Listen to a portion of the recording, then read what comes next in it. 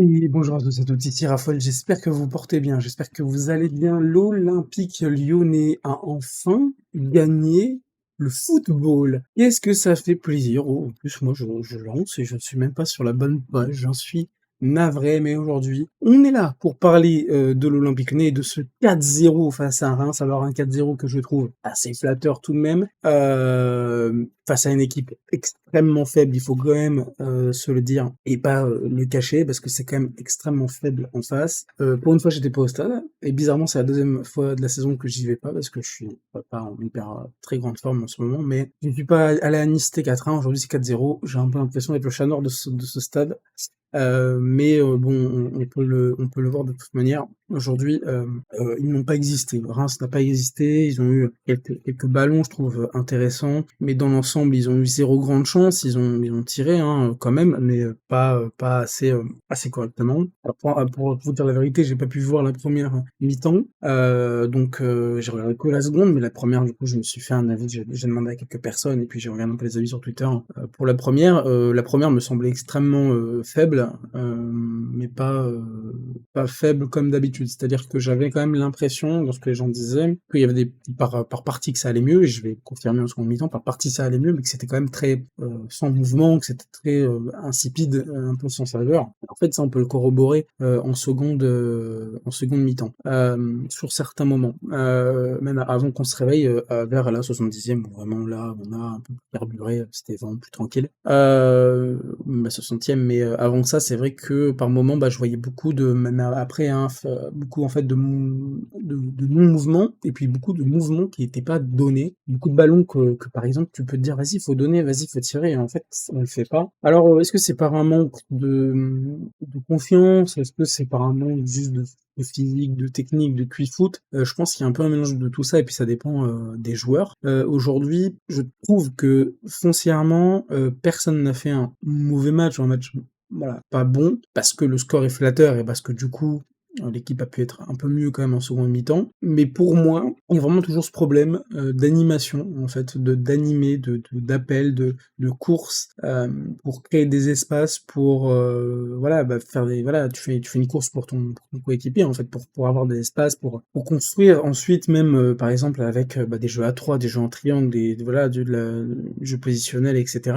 Et c'est vrai que, ben, honnêtement, on le voit pas beaucoup. Alors, je trouve aujourd'hui qu'on le voit un peu plus, mais la première mi-temps, moi, me laisse présager, parce que j'ai vu un peu quelques images, quelques moments, bah oui, que c'est assez neutre, en fait, et que c'est un peu comme d'habitude, mais sur la seconde, il y a eu un réveil. Le premier but qui est marqué est magnifique, la passe D de Coco, elle est très belle, j'ai vu sur Twitter, c'est un travail magnifique même de Cherki avant, et puis Tolisso, la passe, elle est vraiment très belle. Tagliafico qui la met, ça ne m'étonne guère, hein, parce que Tagliafico, de toute manière, c'est un mec qui a de la grinta, donc ça on n'enlève pas, c'est tout simplement un Argentin. Collectivement, j'ai pas trouvé le match très mauvais, mais plutôt moyen, surtout en première mi-temps en fait. Euh, Maintenant, il faut quand même dire qu'on jouait face à une des pires équipes du championnat actuellement, et je le dis pas pour offenser, loin de moi l'idée, parce que l'OL est souvent dans cette difficulté euh, similaire, je trouve, hein. Bah, même si c'est pas à ce point, l'année dernière ça l'était, mais cette année ça l'est pas, mais dans des situations vraiment de précarité, j'allais dire de précarité dans le jeu, mais c'est vraiment de pauvreté, hein, dans le jeu. Aujourd'hui, voilà, Reims, c'est pas le Reims qu'on a connu l'année dernière, c'est pas le même Reims, parce que moi j'ai quand même un rappel de par exemple un Ito qui pouvait être extrêmement fort. Par exemple, voilà, bon, je vais pas vous mentir que je connais pas tout, je me rappelle pas de tous les joueurs de Reims, mais Ito, moi, me parlait beaucoup parce que je trouve vraiment c'est un joueur vraiment intéressant, et l'année dernière il l'était, et là bah c'est un peu plus compliqué, mais comme tout le monde en face, donc je vais faire un peu les joueurs un par un, j'ai commencé par le collectif, mais voilà, puis là je prends mon temps pour une fois, on n'a pas perdu, donc je vais un petit peu plus, il y a un peu plus de choses à dire, parce que pour une fois c'est un peu plus en demi-teinte, c'est pas complètement mauvais, c'est moyen, voilà, je trouve que le match est moyen, le score est très flatteur, je trouve, il n'est pas immérité, mais il est flatteur. Donc Perry a fait un bon match. Alors je sais qu'il a fait une relance de fou en première mi-temps, je l'ai pas vu, mais je sais, parce que j'ai écouté les commentateurs d'OL Play sur le moment. et je sais, qu'il avait fait une très belle relance, et c'est là où moi je l'attends. C'est sur ses relances, en fait. On me l'a vendu, comme tel et c'est un joueur qui doit faire ces relances-là et je l'ai vu en seconde mi-temps, beaucoup de relances à la main et cetera et c'est beaucoup plus intéressant que de forcément vouloir construire. Alors, il y a des moments où forcément tu vas construire de ton but pour aller, à l'autre, mais en fait cette force qu'il a, il y a pas beaucoup de gardiens qui l'ont, même si, je trouve que c'est de plus en plus quelque chose qui est appris parce que c'est très important. Mais même ce jeu à la main est rare. J'en connais peu des gardiens qui puissent faire des relances à la main comme celle-là. Donc moi franchement ça m'a fait très plaisir de voir qu'il en a fait, qu'il en a tenté. C'est pour ça que moi j'attends de lui surtout Pérez. Koumbedi en seconde mi-temps je l'ai pas beaucoup vu, j'ai pas trouvé qu'il a fait un mauvais match. Je pense qu'en première mi-temps vu les retours que j'ai eu, il a pas fait un mauvais match tout court. Koumbedi ça fait vraiment plaisir. On retrouve un joueur qu'on avait perdu et je trouve que c'est très intéressant. Alors, pour moi, ça devrait pas être un titulaire, parce que je suis pas sûr qu'il ait le niveau pour être titulaire aujourd'hui, en tout cas dans tous les matchs, mais il montre le contraire depuis quelques matchs, mais on sait que les jeunes, ça peut très vite passer d'un côté à l'autre. Donc, on va tempérer, mais ça fait vraiment plaisir. Clinton Mata, bon match en seconde mi-temps, très bon match. Clinton, c'est une folie, à quel point ce recrutement et je l'ai toujours dit, est une chance pour l'Olympique Lyonnais. Je sais pas qui a lancé ce recrutement-là, qui de la cellule a vu ce joueur, c'est avec des statistiques, ça se voit que ça c'est un joueur de stats, je pense, mais pour 5 millions, ou 6, je sais plus, pour moi c'était 5, mais il y en a qui disent 6, donc peut-être que c'est 6, c'est vraiment magnifique, c'est un très bel achat, et heureusement qu'il a pas 25 ans ou 24 ans, parce que sinon, il valerait pas ce prix-là, alors même si Galatasaray a posé 8 millions, je crois, ce qui est pas très mal hein, pour un joueur qui a cet âge-là, mais pour le niveau qu'il a, je pense qu'il peut tenir encore même une année de plus, et après on verra. Mais à l'heure d'aujourd'hui, on peut pas se passer de lui, hein. C'est pas possible. Donc franchement, ça fait vraiment plaisir. Il a eu un jaune que j'ai pu voir, bon, qui est logique, hein, c'est une faute de jeu, quoi. Rien d'exceptionnel. Niakate, un match correct en deuxième mi-temps, je l'ai pas beaucoup vu. Après, il y a beaucoup je trouve, de panique parfois dans le joueur. C'est franchement souvent brouillon. Moi, je mettrai jamais le prix qu'il a coûté sur la table parce que, en fait, il mérite. Je pense que le joueur en lui-même ne mérite pas ça, l'humain ne mérite pas ça, et que c'est pas lui qui a choisi son prix de toute manière. Donc va falloir faire avec pour la seconde partie de saison, pardon.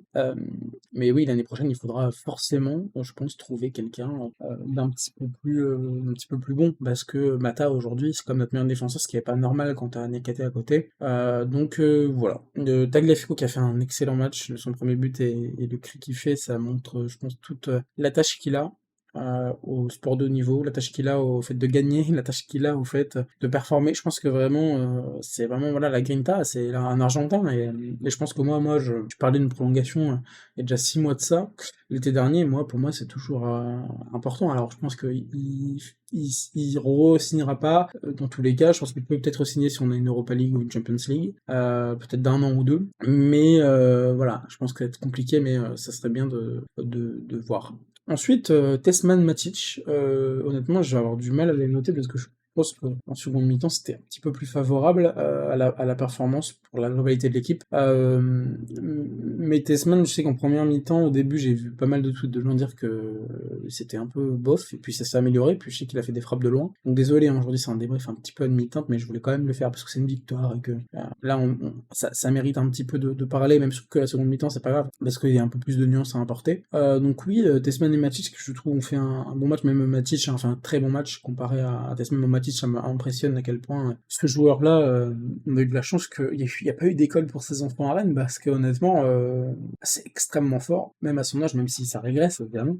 Mais c'est un joueur que j'apprécie vraiment, et Tesman, bon, j'espère quand même qu'il montrera de plus en plus de choses, parce que, bon, après, c'est des coups, hein, ça c'est des coups à 5 millions, je veux dire, alors, sachez que quand on paye un joueur à 5 millions, je vois beaucoup de gens sur Twitter, c'est pas tu payes 5 millions d'un coup, hein, c'est échelonné sur ses années de contrat, etc. Hein, donc, en général, tu payes pas, en tout cas, pardon, comptablement, c'est pas 5 millions d'un coup, mais c'est vraiment un joueur, même s'il performe pas à Lyon, tu peux le revendre à 5, c'est pas un problème, même plus. Je pense que c'est vraiment pas un problème de le revendre à son prix d'achat. C'est le genre de joueur que, voilà, en fait, ils vont rien te coûter, même si tu rates, ils vont rien te coûter, et si ça gagne, dans 2-3 ans, tu le revends 35, 30, quoi. Et ça, c'est ce genre de coup que l'OL aussi doit mener, même si je veux m'éloigner de plus en plus de ça, mais tous les cas, t'as pas le choix aujourd'hui tu pas le choix, qu'on ait ou pas des dettes, aujourd'hui, t'as pas le choix de marcher comme ça, donc ça serait voilà, donc c'est bien aussi d'avoir ce genre, à chaque fois tu peux faire un mercato, je pense, avec un ou 2 joueurs un peu plus chers, un peu plus expérimentés, qui vont vraiment te solidifier la base, mais voilà, ces coups-là, il faut les tenter comme Malik,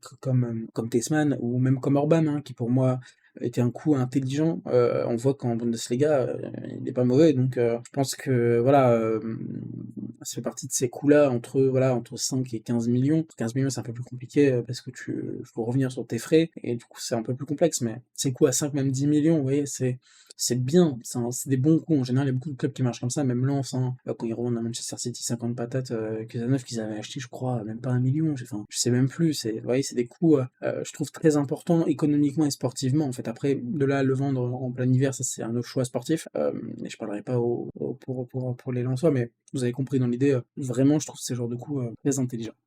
Ensuite, Nuama qui a pas fait un mauvais match. Alors, il s'est auto-dribblé en première mi-temps, ça je le sais.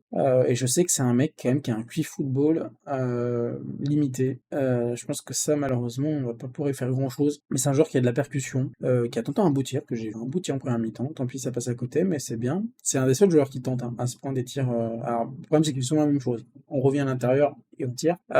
Donc voilà, c'est tout le temps pareil, mais voilà, je pense que c'est un joueur quand même qui peut faire mieux. Je pense qu'il a plus de choses à montrer que ce qu'il montre là, mais pour le moment, bon, on va faire avec, hein. Mais c'est pour moi une bonne alternative à Fofana qui a fait une bonne entrée d'ailleurs. Donc c'est un match intéressant. C'est vraiment, on voit quand même encore ses faiblesses, hein, le QI-foot est assez faible quand même chez Noama et c'est vraiment dommage parce que s'il aurait un QI-foot un petit peu plus élevé, je pense très honnêtement qu'il pourrait faire beaucoup mieux et qu'il pourrait être un excellent joueur.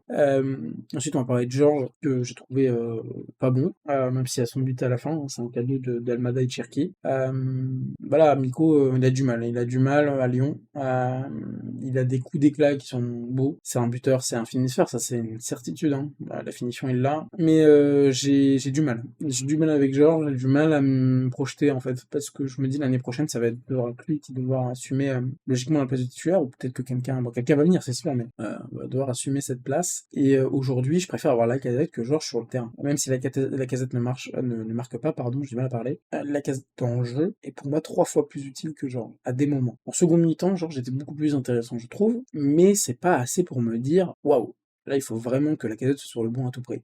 Donc je veux attendre ce palier-là pour me dire, ok, là il s'est passé un truc avec Georges. En tout cas, ça fait plaisir, il a marqué son but, c'est important. C'était soit lui, soit Malik, c'est bien. Il l'a marqué, ça va peut-être le remettre un peu en forme. Aujourd'hui, je suis content qu'il ait marqué, c'est positif pour lui. Ensuite, Cherki, qui se targue de la meilleure note du match, mais en même temps, 2 passes D et un but. Donc, c'est mérité statistiquement de se prendre la meilleure note. Donc statistiquement, on est bien d'accord. Dans le contenu, sur le peu que j'ai vu, ça allait. Voilà. Le truc, encore une fois, que moi je peux reprocher à Cherki, c'est toujours un peu ce truc de période, où il est bon par période, il n'est pas constant dans son niveau, et ça depuis quelques temps. Donc j'espère vraiment pour lui que ça va s'arranger. En tout cas, aujourd'hui, il fait vraiment un bon match, donc je suis content. Voilà, je suis content. Et Tolisso, qui est pour moi l'homme du match. Bon, une très belle tête sur une très belle PSD de Ryan, même s'il était seul, hein. Je sais pas ce que les Rémois ils faisaient, parce qu'il était complètement seul. La tête était pas, même la passe était pas très puissante, ni la tête en fait. La tête était bien placée, mais pas si puissante que ça.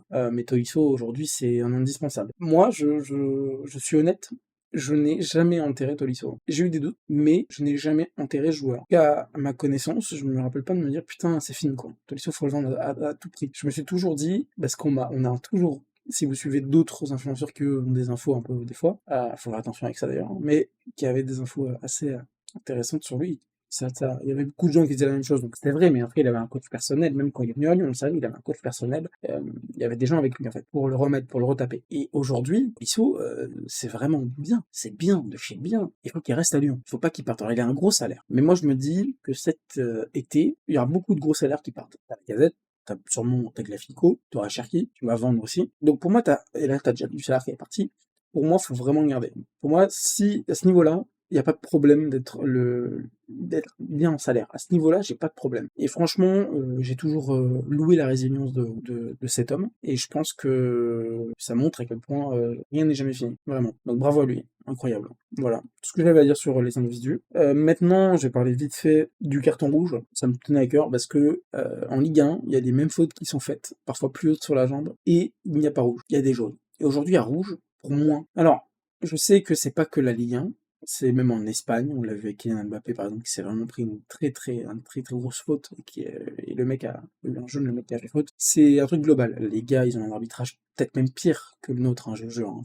Je regarde vraiment beaucoup de matchs de Liga, et franchement, ils ont un arbitrage pas loin d'être plus catastrophique que le nôtre. Vraiment, j'ai du mal. En fait, j'ai pas du mal avec les arbitres, et j'ai du mal avec la logique de tous les arbitres. C'est-à-dire que pour moi, il faut que tout soit juste. C'est-à-dire que quand il y a une faute qui est pareille, ou une faute qui est plus grave, bah, qui est rouge, en fait. Dans ce cas-là, personne ne se plaint. Aujourd'hui, je trouve que le rouge, il est dur si on parle de faute antérieure en Ligue 1. Si on parle de pure règle, je pense que le rouge, il est mérité. Une règle, en pure règle. Maintenant, il faut de la cohérence. Il n'y en a pas assez en Ligue 1, donc ça m'emmerde. Sinon, quoi d'autre? Le 4-0 est flatteur. Parce que pour moi, le 3-0 ou même le 2-0, ça aurait été logique. Après, je sais pas, en termes d'expected goals, on a combien? À 3,30. Donc, au final, le 4-0 est plutôt logique. Même si, oui et non, parce que souvent, t'as plus de XG que de buts. Donc, un 2-0 me choquait pas, quoi. Donc, un 4-0, ça fait vraiment plaisir. Je vais pas bouder mon plaisir, ne vous inquiétez pas. Mais il est bien payé. Donc, tant mieux pour nous. On va prendre ce match, on est content. Je suis pas allé deux fois au stade cette saison, c'était 4-1 face à Nice, 4-0 face à Lyon, face à Reims, j'ai vraiment beaucoup de mal aujourd'hui. Donc je me dis que je suis un peu un petit chat noir quand même. Et je vais aller normalement au match face au PSG, donc je pense qu'on va se prendre un très gros score. Bon, bah écoutez, je suis peut-être un petit chat noir de ce club. Je crois que j'ai à peu près tout dit. Ah non, je voulais parler vite fait de Malik, alors qui a fait une belle entrée, mais surtout de Thiago Almada. Alors en termes de notes, c'est pas top, mais en termes d'envie, en termes de course, en termes de repli, en termes d'intelligence de jeu, j'ai rien à dire. C'est vraiment très intéressant. Très intéressant. Le but que met Cherki sur la passe de Malik, le fait de laisser passer le ballon d'Almada, et je sais plus qui derrière laisse passer aussi le ballon, c'est extrêmement bien fait, extrêmement intelligent, et il y en aurait plus d'un qui n'aurait pas laissé passer ce ballon, surtout quand il venait d'arriver au club. Donc c'est très intelligent, et ça me donne très envie de voir la suite avec Thiago Almada. Un milieu, Almada Matic, Tolisso peut-être, attention, ça pourrait être très intéressant. Voilà, tout ce que j'avais à dire aujourd'hui. On va se laisser, puis écoutez, on est sixième, on est remonté au classement, en plus 10, ça fait plaisir. 33 points, à 4 points de la Ligue des Champions, on verra. Voilà, aujourd'hui je vais pas faire de plan sur la comète, parce que je pense que il y a des matchs qui arrivent qui vont être durs, donc il va falloir vraiment être bon, et ça va pas être simple, parce que là il nous reste quand même à jouer vraiment comment dire, des bons morceaux. Il y a Montpellier qui arrive, donc Montpellier, ça va, mais le PSG, ça va être très dur, par exemple. Ça va être très très dur. Donc attention. Attention, parce qu'on a quand même joué des clubs assez simples depuis quelques temps. Donc ouais, là il va y avoir aussi un très très gros dernier, après une belle ligne droite sur la dernière axe, et là si on fait vraiment bien les choses, on peut être cinquième peut-être. Je crois pas à la quatrième place, je vous le dis, parce qu'on n'est pas assez, je pense, bon pour aujourd'hui faire mieux que sixième ou cinquième, mais je l'espère de tout cœur. Vraiment, je l'espère. Alors après, il y a toujours ce truc de place. Imaginons que le PSG gagne la Coupe de France, il y a, je crois, une place qui se libère, ou je sais plus, je crois que c'est ça, il y a une place qui se libère. Donc c'est voilà, toujours un peu différent. On connaît, on verra à la fin de la saison. En tout cas, sur ce, eh ben écoutez, belle journée, belle soirée, portez-vous bien, et puis allez l'OL, et puis on se retrouve pour le prochain débrief, et puis on se retrouvera aussi pour le débrief avec le PSG. J'espère que ça se passera bien alors que je serai au stade. J'espère que ça se passera bien. En tout cas, bravo à Fonseca aussi, parce que pour son deuxième match, faire un 4-0, un 3-2 de justesse perdue et un 4-0, c'est quand même pas mauvais. Donc bravo à lui, et puis sur ce, on se retrouve la semaine prochaine. Merci, ciao tout le monde.